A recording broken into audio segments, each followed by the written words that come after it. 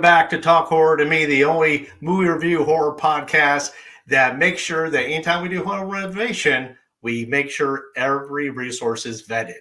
But before we bring on our crew of 3 other amazing ladies, let's see what we're looking at tonight. Tonight we review The Collector, a 2009 American horror film written by Patrick Melton and Marcus Dunstan and directed by Marcus Dunstan. In The Collector, handyman Arkin O'Brien, desperate for money to pay off his wife's loan shark debt to keep her and his daughter out of harm's way, targets a wealthy family's home with plans to break in and steal a valuable gem. He soon learns that he picked the wrong night to carry out his plan, as a masked madman has gotten there first, imprisoned the family, and lined the mansion with deadly traps from which Arkin himself now needs to survive. Oh yeah! Hello. Who picked this? Hey everybody! Hey, I picked it. Why are you giggling, Brooke? I'm always giggling. But you seem extra giggly tonight, and I wonder why that is. I want to know what you think about it, Chuck. Listen, you're going right for the throat. I'm all about it. As a fan of the Saw series, this was written and kind of slated for, and Karley and I talked about this backstage, is that this was actually meant to be a prequel for John Kramer, which I don't think ever would have worked. I'm glad they went a whole different direction in the Saw series about his origin stories. But yeah, this was actually written to play off after Saw 3. But again, took his life of his own, his torture porn, his escape the house, it's cat and mouse, all the things I love. Honestly, there are some things that are a little too much for me, not in this film, but in the genre in general. But I liked the way the protagonist is also a villain. I like that he really had a heart of gold after it was all said and done, and made some really bad choices as a result of having a good heart. So in reality, I love the film. I thought it was a great addition to my viewing. But for the lovely counterpoint to my review, Karley, what did you think of the film? It was just not for me. It's just not. I'm not into torture. I'm not into trigger warning. An animal, or actually 2 animals were killed in the movie. And it's just a no for me. I mean, I love y'all. I'm a murder baby, but I'm not a torture baby. I'm just not a torture baby. And no animal cruelty. Remember that. No. Let Karley know upon next pick if there's any of that going on. Well, if we know, if we're all picking something brand new, it's hard to say. Well, that's true. Yeah. But we know Brooke has this on Criterion Collection. I have special edition. Of course you do. Special edition. Extra kills. Apparently in her edition, there was no cruelty to animals. Ashley, what did you think? This movie was so much fun. I did go into it originally watching this movie with the thought process that it was supposed to be a prequel to Saw. So I was kind of confused and angry when I first saw it, knowing that they did go in the different direction. It does make it better, but it did take away that initial first time watching it, because that's what the whole hype was. It's very hostile, like that, the movie Hostel to me. The only thing that I can say that makes this worth pushing through is that it does have a storyline. You have the main character that's like the bad guy turn the good guy, and you're rooting for him. And if it didn't have the storyline, then I would probably hate this movie, because it's so over the top. But the storyline makes me be like, okay, all right, I can get behind it. All right. And Brooke? Me, I love it. I love this movie. It's my top 10, but I like slasher movies, torture movies. That's one of my genres. So for me, I like it. I love it. I like that he has the traps, and I like how Arkin pays more attention after he makes his moves and they fail for him. He's like paying close attention to like the wires and stuff. So that's what I like about the movie the most. Yeah, and I think that's exactly what Ashley's saying. That's what I'm saying too. Is that he's a bad guy, but he's not a bad guy. He's only doing it because he has to, because he wants his family to be fed and not get their fingers broken. And he keeps making terrible, terrible choices. Again, going back into the house. He was so close. He was so close. But I think if he had kept running, that would be true to the character for all the stuff he had done to try to save this family one by one. So yeah, I thought that like that gives it that added dimension versus just a flatlined, oh, we're in a house and we have to escape and we're all getting picked off one by one. So yeah, that had a little extra dimension to it. I won't give away what happens to Arkin. And there is a sequel, so more things happen to Arkin. Oh yeah. But my question is this. How is it from the time that Arkin left the property at like 5 o'clock, goes to see his wife and kid at the bowling alley, returns to rob the house at like 11 p.m.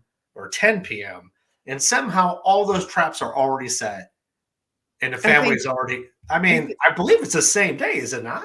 I thought it was. Yeah. I think so. I think the exterminator was working on that. Yeah, but I guess he could have done some things, but you had stairs, you had the razor blades, you had 47 bear traps. I mean, there was so much stuff like that was put up that really makes me wonder. It's like, how is it that one man was able to do all this stuff in a span of like, let's call it 6 hours at the most? Maybe he didn't do it alone. Never mind. I think we hear some director's cut action. Go ahead, Burke.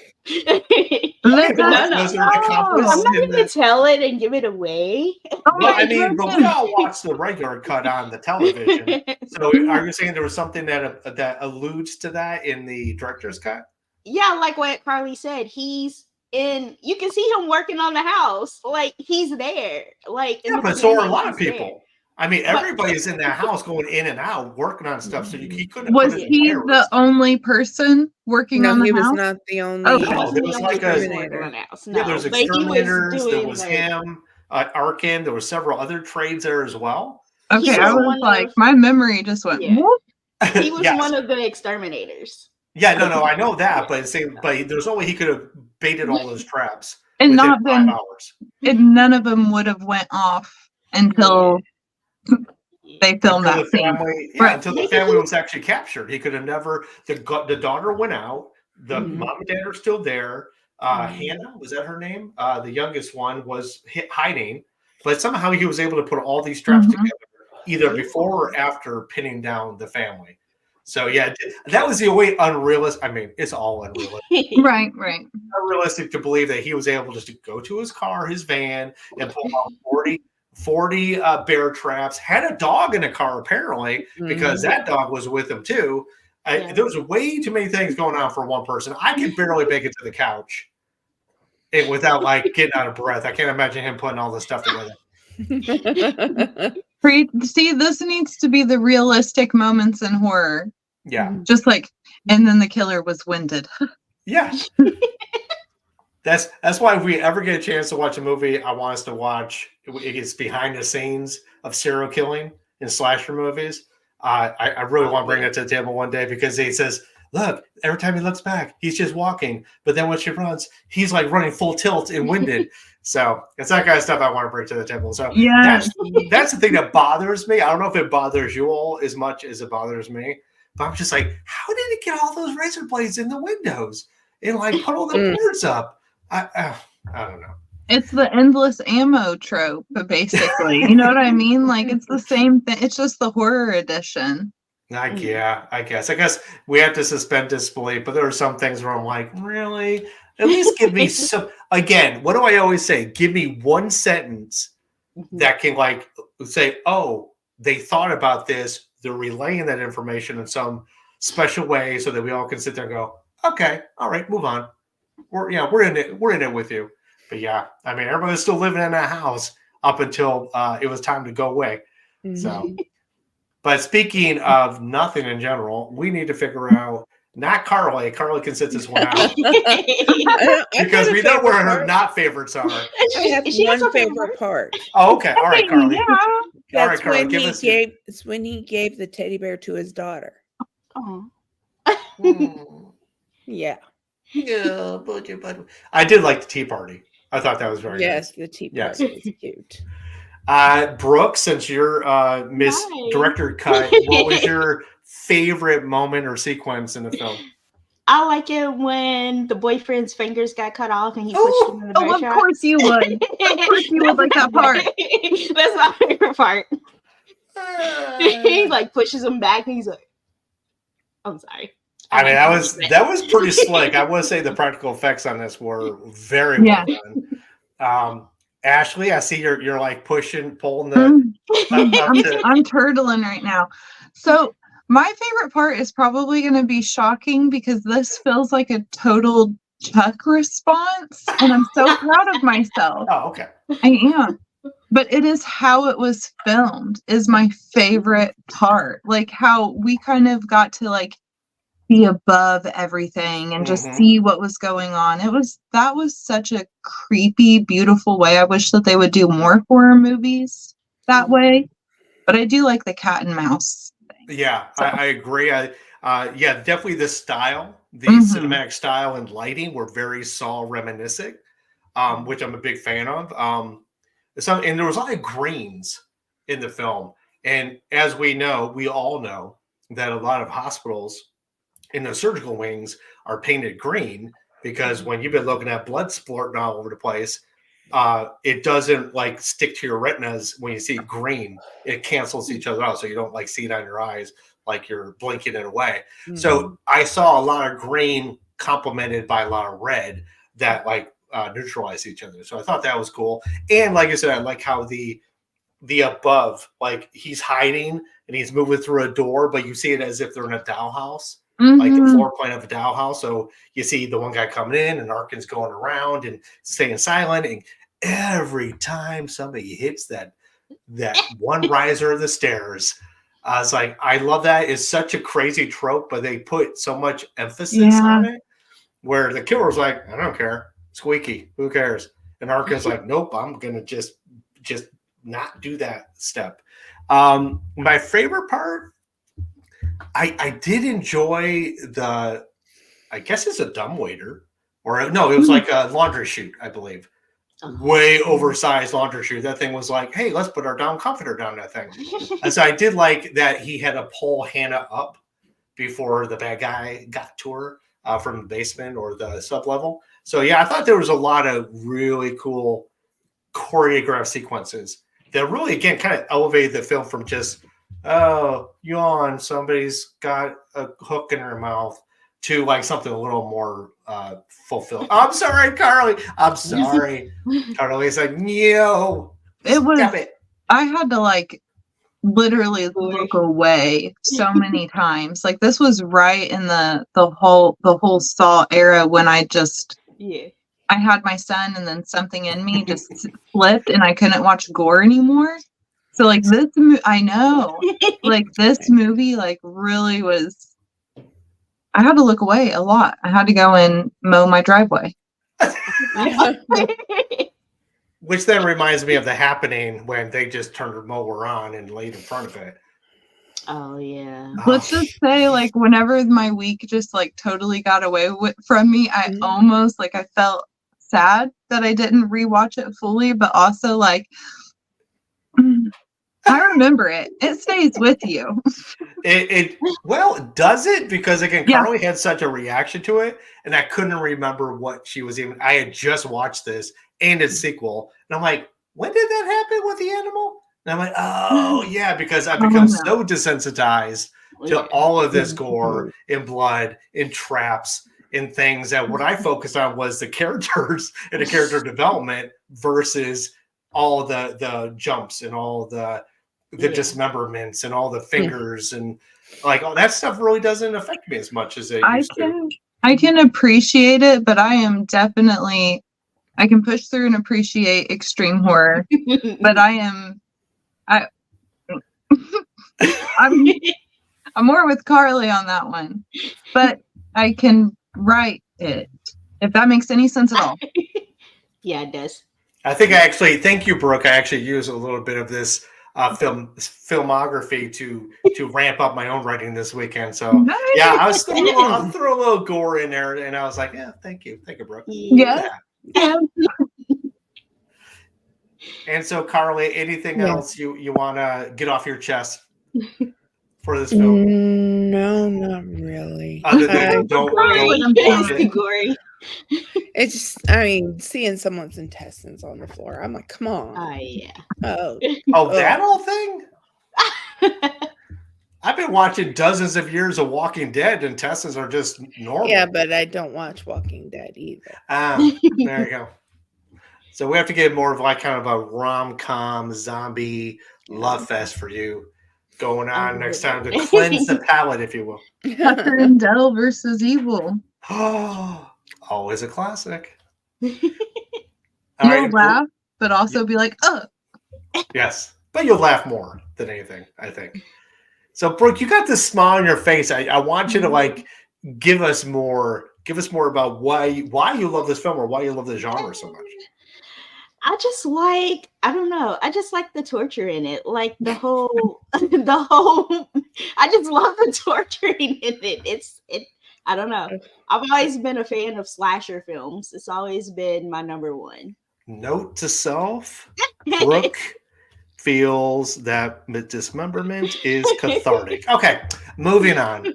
You know what, though? If we had to like redo society, I put Brooke in charge of all punishment devices. We can go like back to the old school. Oh no. crank the machine. They just can I add this in? I was just reading an article about Terrifier 3 where the writer director was like he has gone back to like medieval torture in order to get more ideas about what to do in the film in the next one coming up. So it's like another one? Yeah, it's coming out next year. It's gonna be a Christmas movie. He's gonna Art the Clown's gonna be out around Christmas. But it's ironic, Ashley, that you bring that up for the fact that, trust me, in the medieval times, they have a lot more crazy torture than I think most of us are even exposed to. Man, there's a third one of The Collector coming out, so it's called The Collection, The Collected, I think. The Collected, yeah. Because we don't want to give away one or two, but we all know there's trunks involved, steamer trunks, which I think is which is another part of the film that I think is super, super interesting because it's different. Like putting people in trunks. And then like, why? Why does he do it? Why does his eyes glow? Why does his eyes glow like I'm watching Vin Diesel in Pitch Black? Why? Is it certain contacts? Well, I tried to go deep diving online, and they're saying, well, maybe it's contacts, maybe it's an homage to the etymology because he loves insects and bugs and stuff so much. So it's like kind of like that reflective, or is it just more creepy? So they did it, but yeah, I didn't really get. I got a lot of theories, but not a lot of good explanation for why his eyes glow. Could it be like some type of chemical type situation? Is there a reason why his original character was an exterminator? Could he have gotten some type of chemical burn to his eyes? Yeah, like I said, nobody's really pointed out a good reason why. Unless it's in the extended version, Brooke. Brooke, is it reading? Tell us. So did y'all see the ending? Like, did y'all see the ending when he went to the professor's house? Did y'all get to see that? Or was it just me? Well, that was. Are you sure that's not in the second one, not the first one? First one, Arkins has a stumble and things go badly. But no, we don't go to his house in the first one. I don't know. So yeah, I think the jury's out. But I thought it was super effective. But again, give me some reason why this guy's eyes are so reflective, like a cat or a puma in the dark. It just was creepy, and I loved it. But it really didn't make a lot of sense. Other than like, oh, let's throw that in. People won't question it. If it was me, I'm just letting y'all know right now, it would be explained by supernatural shit way later on. There you go. And surprise, there's paranormal. That's all I need. But what else I need is your reviews of this film. And Brooke, let us know who's starting off. I'm going to go with Karley. Well, Karley. I give it a 2 bear traps. Just 2 bear traps. Just 2 Are bear you traps. sure 2? Because there was like 20. But you're giving 2 Well, of I'm the just 20. saying 2 Okay. of the 20. I'm just saying, you know, the animals were a turn off for me. I'm not a fan of torture, but it did it moved well. Yes, agreed. All right, Karley, you pick next. Who goes next? Ashley. So I'm going to give this 3.7 because it's just not fully my cup of tea, but it is good. I feel like people who like this movie would love it a lot more than 3.7. But I'm going to give this 3.7. Was he the bad guy or was he just redecorating? You got a very good point. I believe it's me because Brooke will go last. I did like this film.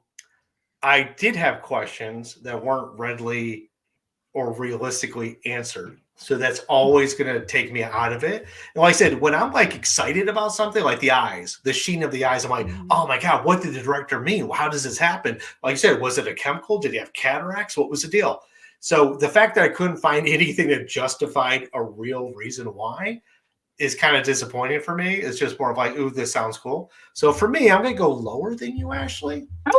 I am. I'm going to go 3.5 needles in the ear from the telephone receiver, which I thought was amazing because it did some damage, but not a lot of damage. But it was that first thing that happened that just kind of set off the chain of events of things getting heightened and heightened and heightened. So yeah, I mean, that was so like, I was like, oh, if only thing that happens to me is a needle in the eardrum, yeah, I'm good.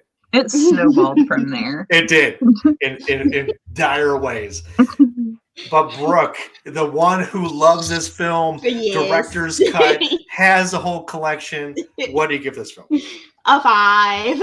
5 electricity shocks, I guess. When he got remember he got electrocuted, the guy? Oh, when he did, but yet didn't? Yeah. No, he threw the guy in the water. Yeah, he didn't get electrified. Spoilers from 2009. He didn't get electrocuted, but he sure knew it seemed to be happening before when he threw the body in. So, yeah, clever. The man was clever. I'll give him that much. Very smart. And for anybody who did like the film, think of this film as Alien and the collection as Aliens, because that's really kind of how it breaks down, where it's like all of a sudden we get a group of mercenaries go after the bad guy. So I kind of dug it. I think it was just over the top for over the top sake. And it gave us a lot more of the bad guys like, this is his home life. This is what he does when he's not working. But I was just like, I'm just more confused than I started with what this guy's up to. But it was a collection. I'll say that.